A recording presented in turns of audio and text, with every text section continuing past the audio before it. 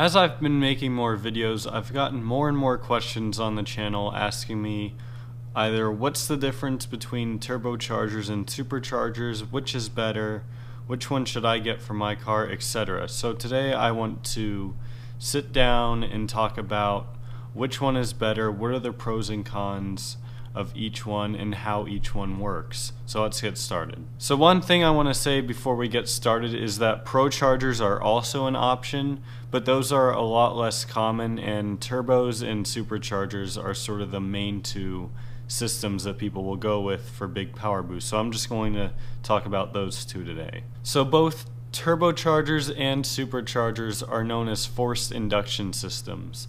So what this means is that they will compress the air that goes into the engine, basically pushing more air into the engine and allowing it to produce more power. So let's start off with turbos. Turbos will use exhaust systems to get its energy. So the exhaust will run through a turbine that will itself spin the compressor.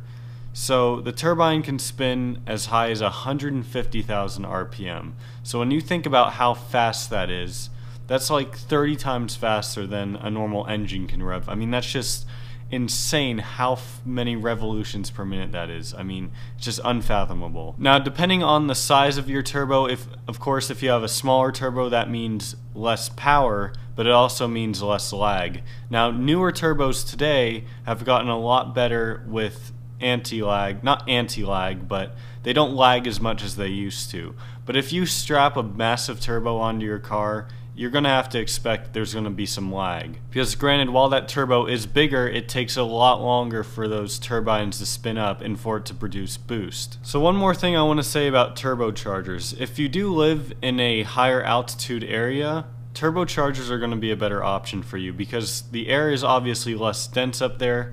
So the turbocharger will be able to condense it better, I guess, and help get the air into the engine and help it perform better. Now let's talk about superchargers. So superchargers are usually located on top of the engine, or they could be on the side, wherever, but a lot of times they're on the top of the engine and they're connected to the engine via a belt, and that's how it gives the engine power. So a supercharger also compresses air, but where it's different is where it gets its power from. So where the turbo gets its power from the exhaust gases, the supercharger gets it from a crankshaft.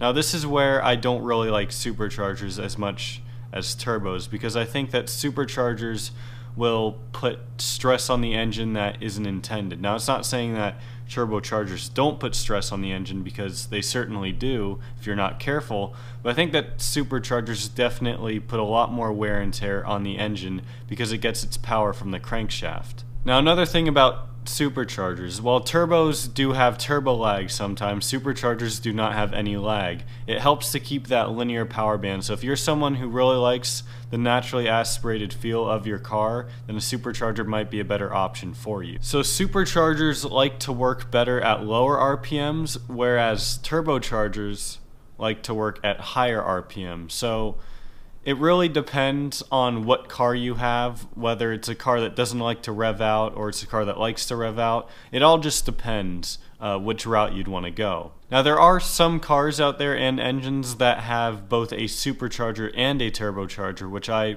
personally think is a dumb idea. I think that's going to be super unreliable in the future. Like the new Volvo XC90 has, I think it's a 2-liter 4-cylinder with a turbo, a supercharger, and hybrid technology, and it makes like over 400 horsepower. Now I personally think that that is going to be super unreliable, and I fully expect these things to depreciate once people realize how unreliable this powertrain will become probably 5 or 10 years from now. I mean, personally I do really like the XC90. I think it's a beautiful car, but I just think that putting that much power into such a small engine is not good for it. So regular cars tend to do better with superchargers. They require less work to install generally, but again, it all just depends on preference. One more thing that I want to talk about is the sound of the two. So the supercharger whine, or the turbo spool or hiss, whatever you want to call it, both make very distinct sounds, and I personally like them both. So I'll play a couple sound clips of different supercharged and turbocharged cars here, so that way you can hear what they sound like.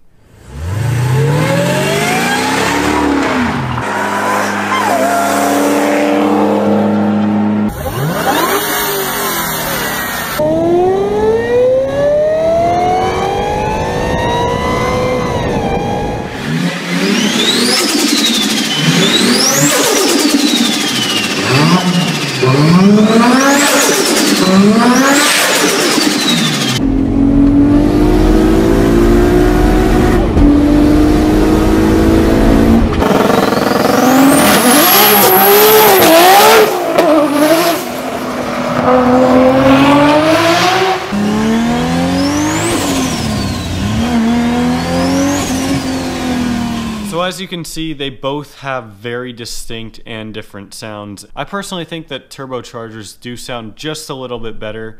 A lot of supercharged cars, you can't really hear the supercharger all that often. Now if you're talking about a Hellcat or something like that, that thing whines like no tomorrow and that thing sounds badass. But most supercharged cars, you can't really hear the whine at all. And I guess the same could be said about turbocharged cars. Sometimes you can't hear the turbo at all. But still, I think that turbos do sound better at the end of the day. So let me know down below in the comments and in the poll in this video, which would you prefer? Would you prefer a supercharger or a turbocharger or even a procharger, even though I didn't even talk about that? Which one of those would you prefer? And which route would you take? Or do you even prefer naturally aspirated? Let me know in the poll and down below in the comments. Thank you guys so much for watching. I hope you enjoyed this video, and I'll see you all next time.